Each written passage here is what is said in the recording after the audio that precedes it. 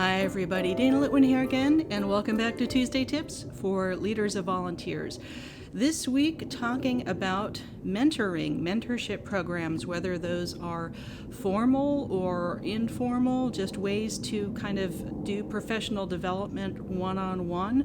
I also just started as another cycle with the ALIVE, Association of Leaders in Volunteer Engagement, mentorship program. I've been a mentor and a mentee, and I think that's really a great way to approach starting a mentorship program or doing your own mentoring or being a mentee, is to figure out not just what are your mutual goals, but also what does success look like, and how can you set up some early easy wins to kind of get a little boost, an extra boost of enthusiasm, and really kind of help the momentum of professional development. So with Alive, they do these 6-month mentoring cycles, and we just started one here in November of 2023, so the next cycle will be in June. So maybe this gets you inspired to do this with your local volunteering association, if whether or not it's a member of Alive in the States or wherever you are in the world.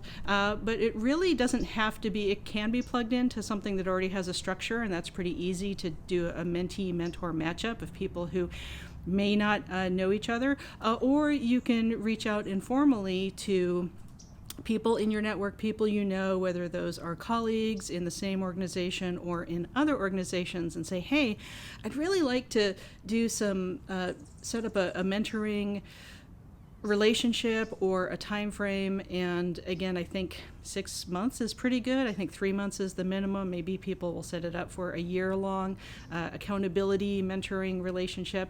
But it is good to have some sort of structure and some basic agreements in place of how you're going to communicate with each other. So both parties should agree to some ground rules. These are ones that are recommended by Alive, and I think they apply really well to any kind of mentor-mentee relationship. But commit to adhering up to the schedule that you choose, whether that's once a month or once a week or once a quarter, whatever that looks like, between both parties, and provide ample time and opportunity to reschedule, communicate really well about that if something needs to be rescheduled. And it's also good if you agree to meet for a minimum number of sessions. Usually one and done isn't enough, so whether that's 3 or 4 or 5, or in this case 6 once a month sessions for Alive, then there should be some set structure to that. Also agree upon what success looks like. Are there specific SMART goals? And I talk about SMART goals in this video of Tuesday Tips here. But what are the specific goals? Are they achievable? Are they realistic? Are they too easy? Is there something that you can do with each other in this mentoring relationship to stretch skills or stretch experiences or stretch knowledge into a new area of interest, or work towards a promotion or a career path that's very specifically set with some set goals? That's a really good way to think about mentoring. You can also do informal mentoring where it's general coaching and check-in, so there's maybe a little bit less structure, but you give each other homework and you hold each other accountable. And sometimes that's called mentoring, sometimes that's just an accountability circle, or a little circle of small group of friends, maybe 2 or 3 or 4 people decide to help each other be accountable for their professional development. But whatever that looks like to you, there's some good basics to set it up. Come prepared. You know, if you have a homework assignment as a mentor or mentee or for accountability, really no excuses. You're only hurting yourself if you don't have homework.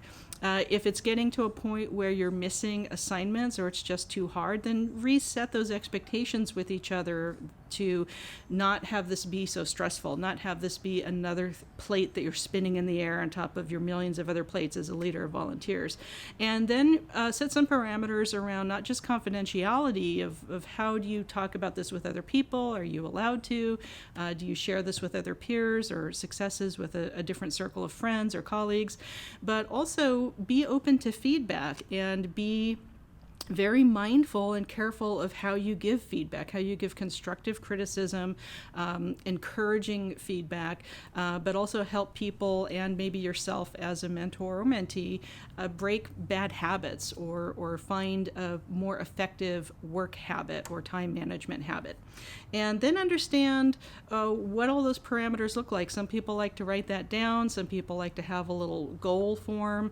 Other people keep it more informal and kind of a verbal agreement. But there should be, some parameters of what information you're comfortable sharing outside of your mentoring conversations, if at all, and just what is just between the two of you or your little accountability group.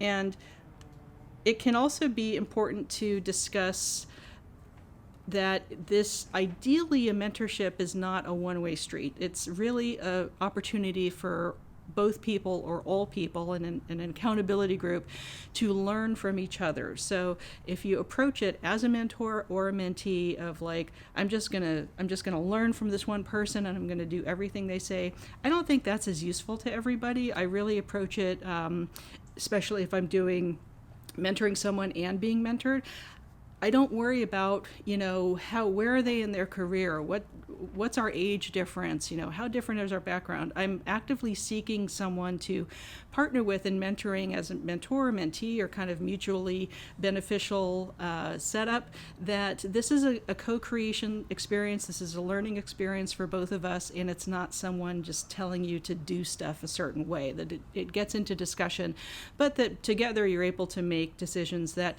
you can watch have a positive impact on your professional development down the line. So I think mentoring is super important. I'll put the link to Alive. Again, we've just started one cycle, so maybe think about joining that in the spring. If you're outside of the United States, your other national or local association of volunteer administrators might have a similar thing. Or again, with the tips in this video, you can set it up yourself in a more informal way. But I think it's really wonderful to have this peer network, to rely on each other, to get feedback from each other, to learn from each other all of the time. I hope you enjoy these Tuesday tips. If you do and you're not yet subscribed, please do that now. Hit the like button and hit the little bell icon to know when I have new videos uploaded just about every week. Hope you have a great rest of the week. See you soon.